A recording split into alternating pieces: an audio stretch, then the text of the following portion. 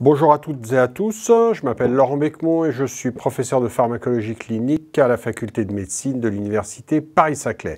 Donc une insuffisance rénale, c'est bien défini par un débit de filtration glomérulaire en dessous de 60 ml par minute. Quelques urgences vraiment à savoir par cœur: l'œdème aigu du poumon dans le cadre d'une surcharge généralisée, éventuellement une tamponnade, surtout l'hyperkaliémie et ne pas passer à côté d'une hypertension artérielle maligne, mais qui cliniquement en général est assez bruyante.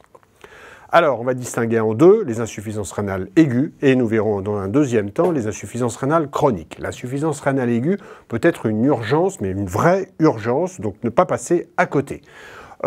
Quelques arguments comme ça: les reins sont de taille normale et une créatininémie antérieure qui était également normale. Alors, ça se divise en différents sous-chapitres. La plus fréquente des IRA, c'est la prérénale dans le cadre d'une déshydratation extracellulaire, donc avec des pertes de sodium, essentiellement extra-rénales, mais parfois aussi rénales. Donc le contexte: perte de poids, plis cutanés, soif, hypotension artérielle, une fraction d'excrétion du sodium inférieure à 1% ou une natriurèse inférieure à 20 millimoles par litre, des stigmates d'hémoconcentration avec une élévation des protides et de l'hématocrite, pas de protéinurie, le sédiment urinaire est normal. Donc des pertes extra-rénales de sodium, vomissements, diarrhée, sueur, brûlure, troisième secteur comme une occlusion, une pancréatite. Mais c'est essentiellement digestif, parfois les grands brûlés. Ensuite, vous avez les pertes rénales de sodium, et dans l'immense majorité des cas, ce sont des natriurétiques, c'est-à-dire les diurétiques, parfois l'insuffisance surrénale ou des néphropathies chroniques avec perte obligatoire de sodium, comme les néphropathies tubulo-interstitielles. Enfin, la combinaison de médicaments qui perturbent l'hémodynamique glomérulaire, avec les bloqueurs du système rénine-angiotensine, comme les IEC ou les ARA2, avec des AINS ou des diurétiques. Et la combinaison bloqueur système rénine-angiotensine diurétique, c'est vraiment le plus fréquent. Voilà, ce sont les IRA les plus fréquentes, et si vous ne passez pas à côté, un peu de sel et tout va mieux. Ensuite, nous allons avoir les insuffisances rénales parenchymateuses, c'est-à-dire dans lesquelles vous avez des lésions rénales. On les divise en glomérulaires, donc là le contexte c'est l'hypertension artérielle, des œdèmes des membres inférieurs, une protéinurie abondante ou moins supérieure à 2 grammes, mais parfois 10, éventuellement une hématurie traduisant une prolifération intraglomérulaire, un contexte souvent auto-immun avec des ANCA, des anti-GBM pour le goût de Pasteur, facteurs antinucléaires, des anti-DNA, un abaissement du complément, de la cryoglobuline, éventuellement un syndrome néphrotique, un syndrome néphritique, dans le cadre des post-streptococciques, enfin les post-infectieuses notamment. Alors, les grands contextes sont la glomérulonéphrite rapidement progressive, c'est les angéites avec des ANCA, là vraiment c'est l'urgence, les post-infectieuses, et puis vous aurez comme le lupus et d'autres maladies auto-immunes.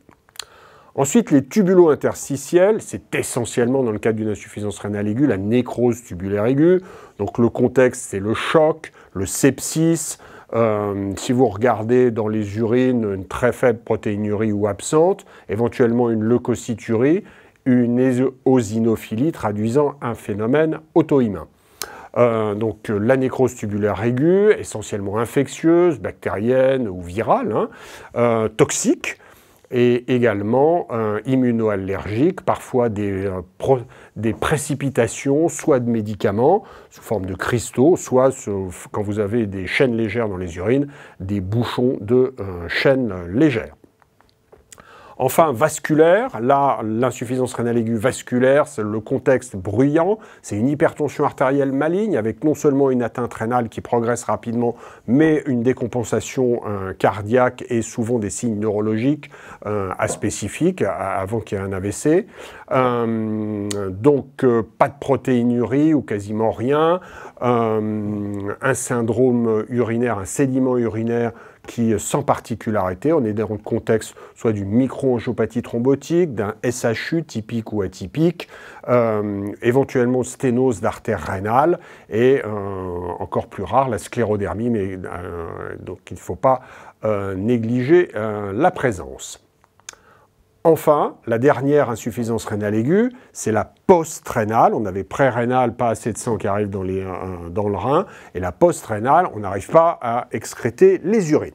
Donc là, on est éventuellement dans un contexte de pollakiurie, si c'est la prostate et c'est progressif, mais malheureusement, souvent un contexte de cancer avec une prolifération, soit rétropéritonéale qui va engainer les uretères, soit un contexte urologique, vessie ou voies excrétrices. Donc là, c'est vraiment l'imagerie qui va faire le diagnostic, échographie, scanner, où on verra une dilatation des cavités pyélocalicielles. Donc on est dans le cancer, prostate, ou l'hypertrophie bénigne de la prostate, éventuellement le lithiase, mais pour ça il faudra qu'elle soit bilatérale ou sur rein unique. Premier chapitre bouclé, insuffisance rénale chronique. Donc là, les arguments sont des petits reins, des différenciations cortico-médulaires à l'échographie, une créatinine antérieure déjà élevée, et puis des stigmates d'anémie traduisant une baisse de l'EPO, hypocalcémie, hyperphosphorémie par baisse de vitamine D hydroxylée en 1. Là, c'est toujours parenchymateux. Donc on va reprendre le même plan, glomérulaire, contexte, hypertension artérielle, œdème, protéinurie abondante, éventuellement hématurie, les auto-anticorps aussi, dans la GEM, les anti-LPA2R, ne pas les oublier, syndrome néphrotique. Les étiologies, là vraiment l'étiologie la plus fréquente des insuffisances rénales chroniques glomérulaires dans le monde, c'est le diabète, essentiellement le diabète de type 2.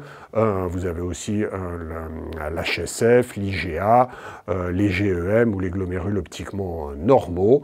Le bilan devra comprendre un bilan viral, HIV, HBS, HCV, un bilan lupique, auto-immun comme le complément, la cryo, etc. Et puis des composants monoclonaux, avec des dépôts soit organisés, c'est l'amylose, soit non organisés, par exemple, c'est le Randal. Ensuite, les tubulo-interstitiels, cliniquement pas très parlantes, malheureusement. On a un contexte d'une protéinurie faible, voire absente, éventuellement une leucocyturie, il y a une infection urinaire, si on a des pyélonéphrite chroniques, ou une éosinophilie, voire une éosinophilurie, rarement recherchée. Donc là, on est souvent dans le post-obstacle, un obstacle prostatique qui a traîné trop longtemps et qui a détruit le parenchyme tubulo-interstitiel des reins. Post-infectieux, c'est des pyélonéphrites à répétition, la prise de toxiques ou des médicaments comme le cisplatine par exemple, plutôt des anticancéreux. Et puis vasculaire, et là c'est la deuxième cause où avec le diabète se partagent les deux principales causes d'insuffisance rénale chronique dans le monde, c'est la néphroangiosclérose, donc un long passé d'hypertension artérielle ancienne, soit pas traité, soit insuffisamment traité. Et là-dedans, comme avec le diabète pour les glomérulaires, c'est la mauvaise prise en charge et surtout l'observance médiocre ou absente des patients. Le contexte athérothrombotique, cardiopathie ischémique, AVC, artériopathie oblitérante des membres inférieurs, une sténose de l'artère rénale, des facteurs de risque cardiovasculaire au plafond, protéinurie en général faible ou absente, ou un syndrome urinaire, c'est-à-dire un sédiment urinaire normal. Voilà, nous avons fini. Au revoir.